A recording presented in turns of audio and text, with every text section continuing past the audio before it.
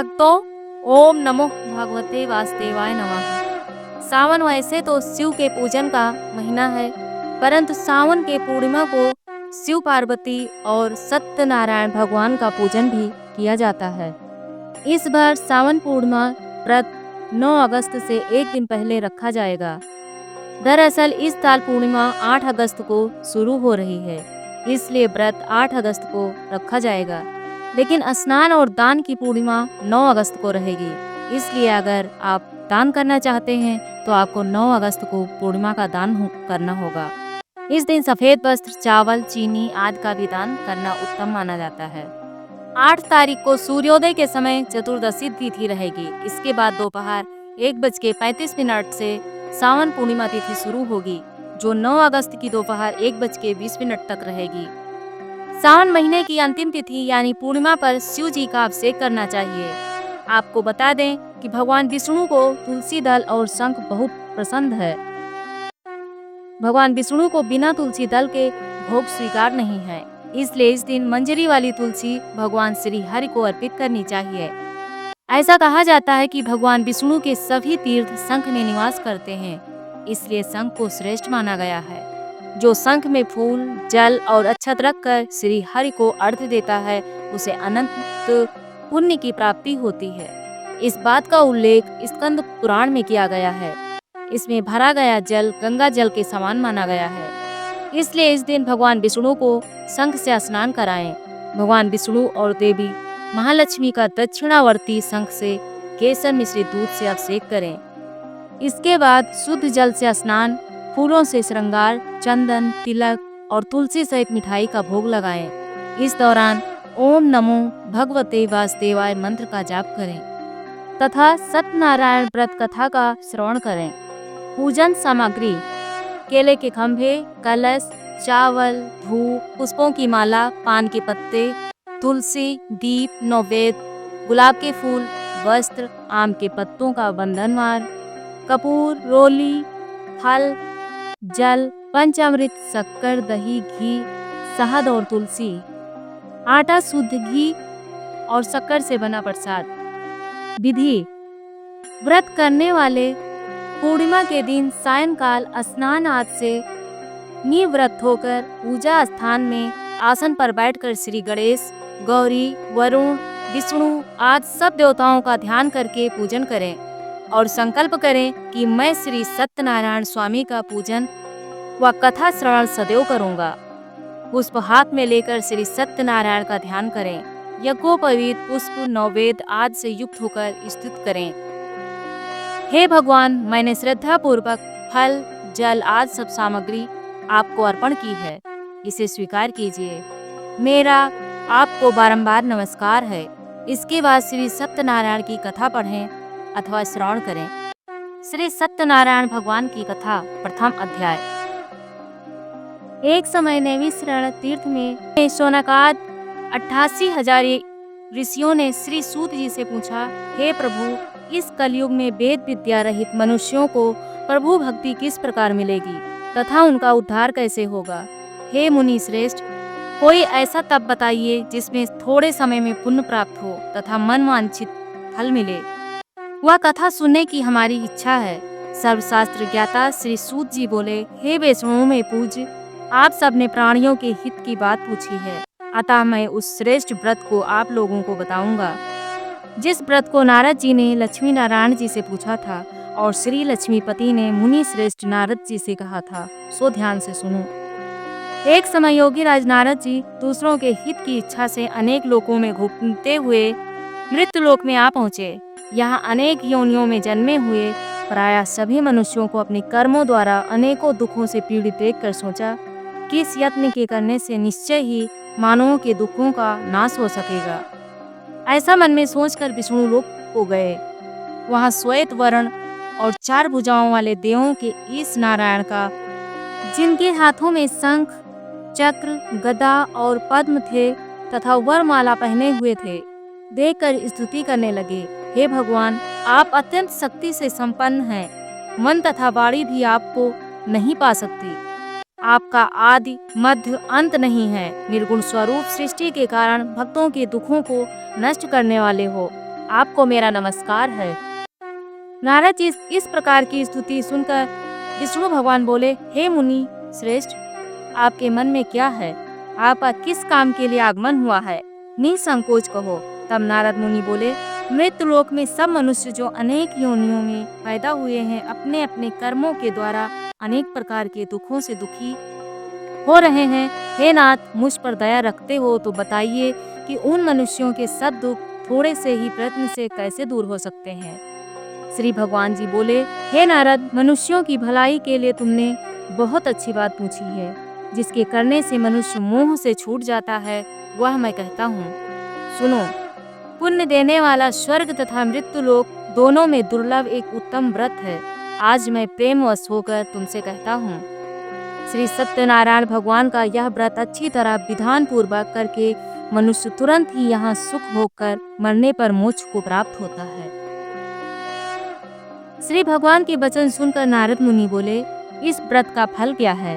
क्या विधान है? किसने यह व्रत किया था और किस दिन यह व्रत करना चाहिए? विस्तार से कहो।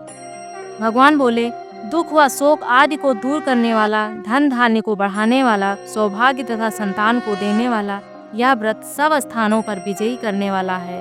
भक्ति और श्रद्धा के साथ किसी भी दिन मनुष्य श्री सत्यनारायण की शाम के समय ब्राह्मणों और बंधुओं के साथ धर्म परायण होकर पूजा करें।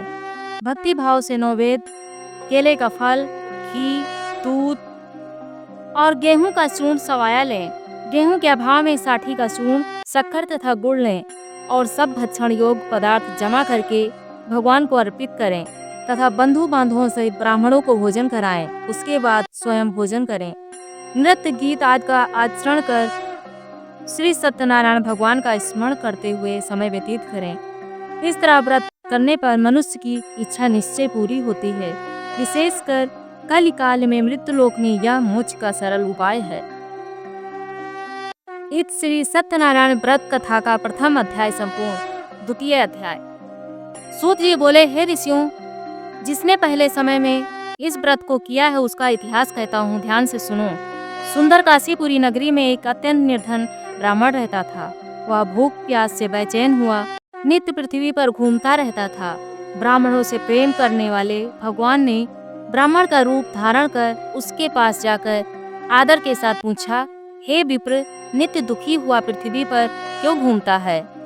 दीन ब्राह्मण बोला, मैं निर्धन ब्राह्मण हूँ, भिक्षा के लिए पृथ्वी पर फिरता हूँ। हे भगवान, यदि आप इसका उपाय जानते हो तो कृपा करके कहो। वृद्ध ब्राह्मण बोला, सत्यनारायण भगवान मनोवांछित फल देने वाले हैं, इसलिए हे ब्राह्मण, तू उनका पूजन कर, जिसके करने से मनुष्य सब दुखों से मुक्त होता है। ब्राह्मण को व्रत का सारा विधान बतलाकर बूढ़े ब्राह्मण का रूप धारण करने वाले श्री सत्यनारायण भगवान अंतर्ध्यान हो गए। जिस व्रत को वृद्ध ब्राह्मण ने बतलाया है, मैं उसको करूंगा, यह निश्चय करने पर उसे रात में नींद नहीं आई। वह सवेरे उठ सत्यनारायण भगवान के व्रत का निश्चय कर भिक्षा के लिए चला। उस दिन उसको भिक्षा में बहुत धन मिला, जिससे बंधु बांधवों के साथ उसने श्री सत्यनारायण का व्रत किया। इसके करने से वह विप्र सब दुखों से छूटकर अनेक प्रकार की संपत्तियों से युक्त हुआ। उस समय से वह विप्र हर मास व्रत करने लगा। इस तरह सत्यनारायण भगवान के व्रत को जो करेगा वह सब पापों से छूटकर मोक्ष को प्राप्त होगा। आगे जो पृथ्वी पर श्री सत्यनारायण भगवान का व्रत करेगा वह मनुष्य सब दुखों से छूट जाएगा। इस तरह नारद जी से नारायण जी का कहा हुआ यह व्रत मैंने तुमसे कहा। हे विप्रों, मैं अब और क्या कहूँ? ऋषि बोले, हे मुनिवर, संसार में उस विप्र से सुनकर और किस किस ने इस व्रत को किया, हम वह सब सुनना चाहते हैं। इसके लिए हमारे मन में श्रद्धा है। सूत जी बोले, हे मुनियों, जिसने इस व्रत को किया है वह सब सुनो। एक समय वह विप्र धन और ऐश्वर्य के अनुसार बंधु बांधवों के साथ व्रत करने को तैयार हुआ। उसी समय एक लकड़ी बेचने वाला बूढ़ा आदमी आया और बाहर लकड़ियों को रखकर विप्र के मकान में गया। प्यास से दुखी लकड़हारा उनको व्रत करते देखकर विप्र को नमस्कार कर कहने लगा, आप यह क्या कर रहे हैं और इसके करने से क्या फल मिलता है? कृपया मुझे भी बताओ। ब्राह्मण ने कहा, सब मनोकामनाओं को पूरा करने वाला यह श्री सत्यनारायण भगवान का व्रत है। इसकी ही कृपा से मेरे यहाँ धन धान्य आदि की वृद्धि हुई है। विप्र से इस व्रत के बारे में जानकर लकड़हारा बहुत प्रसन्न हुआ। शरणामृत ले और प्रसाद खाने के बाद अपने घर को गया। लकड़हारे ने अपने मन में इस प्रकार का संकल्प किया कि आज गांव में लकड़ी बेचने से जो धन मिलेगा उसी से श्री सत्यनारायण भगवान का उत्तम व्रत करूंगा। यह मन में विचार कर वह बूढ़ा आदमी लकड़ियां अपने सिर पर रखकर जिस नगर में धनवान लोग रह रहे थे वह ऐसे सुंदर नगर में गया। उस रोज वहां पर उसे उन लकड़ियों के दाम 4 गुना मिला। तब वह बूढ़ा लकड़हारा दाम ले और अति प्रसन्न होकर पके केले की फली, शक्कर, घी, दूध, दही और गेहूं का चूर्ण इत्यादि से सत्यनारायण भगवान के व्रत की कुल सामग्रियों को लेकर अपने घर गया। फिर उसने अपने भाई बंधुओं को बुलाकर विधि के साथ भगवान जी का पूजन और व्रत किया। उस व्रत के प्रभाव से वह बूढ़ा लकड़हारा धन पुत्र आदि से युक्त हुआ और संसार के समस्त सुख भोग कर वैकुंठ को चला गया। इस श्री सत्यनारायण व्रत कथा का 2वां अध्याय संपूर्ण। 3वां अध्याय। सूत जी बोले, हे श्रेष्ठ मुनियों, अब आगे की कथा कहता हूँ। पहले समय में उल्कामुख नाम का एक बुद्धिमान राजा था। वह सत्य वक्ता और जितेंद्रिय था। प्रतिदिन देव स्थानों पर जाता तथा गरीबों को धन देकर उनके कष्ट दूर करता था। उसकी पत्नी कमल के समान मुख वाली और सती साध्वी थी। भद्रशिला नदी के तट पर उन दोनों ने श्री सत्यनारायण भगवान का व्रत किया। उस समय वहां एक साधु नामक वैश्य आया। उसके पास व्यापार के लिए बहुत सा धन था। राजा को व्रत करते देखकर वह विनय के साथ पूछने लगा, हे राजन, भक्ति युक्त चित्त यह आप क्या कर रहे हैं? मेरी सुनने की इच्छा है, सो आप ये मुझे बताइए। राजा बोला, हे साधु, अपने बंधुओं के साथ पुत्रादि की प्राप्ति के लिए एक महाशक्तिवान श्री सत्यनारायण भगवान का व्रत व पूजन किया जा रहा है। राजा के वचन सुनकर साधु आदर से बोला, हे राजन, मुझसे इसका सब विधान कहो। मैं भी आपकी कथा अनुसार इस व्रत को करूंगा। मेरे भी कोई संतान नहीं है और इससे निश्चय ही होगी। राजा से सब विधान सुन व्यापार से निवृत्त हो वह आनंद के साथ घर गया। साधु ने अपनी पत्नी से संतान देने वाले उस व्रत का वर्णन सुनाया और कहा, जब मेरे संतान होगी तब मैं इस व्रत को करूंगा। साधु के ऐसे वचन अपनी पत्नी लीलावती से कहे। एक दिन उसकी पत्नी लीलावती पति के साथ आनंदित हो सांसारिक धर्म में प्रवृत्त होकर श्री सत्यनारायण भगवान की कृपा से गर्भवती हो गई तथा 10वें महीने में उसके एक सुंदर कन्या का जन्म हुआ। दिनों दिन वह इस तरह बढ़ने लगी जैसे शुक्ल पक्ष का चंद्रमा बढ़ता है। कन्या का नाम कलावती रखा गया। तब लीलावती ने मीठे शब्दों में अपने पति से कहा, जो आपने संकल्प किया था कि सत्यनारायण भगवान का व्रत करूंगा, अब आप उसे करिए। साधु बोला, हे प्रिय, इसके विवाह पर करूंगा। इस प्रकार अपनी पत्नी को आश्वासन दे वह नगर को गया। कलावती पितृगृह में वृद्धि को प्राप्त हो गई। साधु ने जब नगर में सखियों के साथ अपनी पुत्री को देखा तो तुरंत ही दूत को बुलाकर कहा, पुत्री के लिए कोई सुयोग्य वर देख कर लाओ। साधु की आज्ञा पाकर दूत कंचन नगर पहुंचा और वहां पर देखभाल कर लड़की के लिए सुयोग्य वरिक पुत्र को ले आया। उस सुयोग्य लड़के को देखकर साधु ने अपने बंधु बांधवों सहित प्रसन्नचित अपनी पुत्री का विवाह उसके साथ कर दिया। किंतु दुर्भाग्य से विवाह के समय भी उस व्रत को करना भूल गया। तब श्री भगवान क्रोधित हो गए और साथ दिया, तुम्हें दारुण दुख प्राप्त होगा। अपने कार्य में कुशल साधु बनिया जमाता सहित समुद्र के समीप स्थित होकर रत्नसारपुर नगर में गया और वहां दोनों ससुर जमाई चंद्रकेतु राजा के उस नगर में व्यापार करने लगे। एक बार भगवान श्री सत्यनारायण की माया से प्रेरित कोई चोर राजा का धन चुराकर भागा जा रहा था, किंतु राजा के दूतों को आता देखकर चोर ने घबराकर भागते हुए राजा के धन को वहीं चुपचाप रख दिया जहां ससुर जमाई ठहरे हुए थे। जब दूतों ने उस साधु वैश्य पास राजा के धन को रखा देखा तो उन दोनों को पकड़कर और राजा के समीप जाकर बोले, हम इन दोनों चोरों को पकड़ कर लाए हैं, अब हमें क्या करना है, आज्ञा दें। राजा की आज्ञा से उन्हें कारावास में डाल दिया और उनका धन छीन लिया। श्री सत्यनारायण भगवान के श्राप द्वारा उनकी पत्नी भी घर पर बहुत दुखी हुई और उनके घर पर जो धन रखा था उसे भी चोर चुरा कर ले गए। शारीरिक व मानसिक पीड़ा तथा भूख प्यास से अति दुखी हो अन्न की चिंता में कलावती एक ब्राह्मण के घर गई। वहां उसने श्री सत्यनारायण भगवान का व्रत होते देखा। फिर कथा सुनी तथा प्रसाद ग्रहण कर रात को घर आई। माता ने कलावती से कहा, हे पुत्री, तू अब तक कहाँ रही और तेरे मन में क्या है? कलावती बोली, हे माता, मैंने एक ब्राह्मण के घर श्री सत्यनारायण भगवान का व्रत देखा है।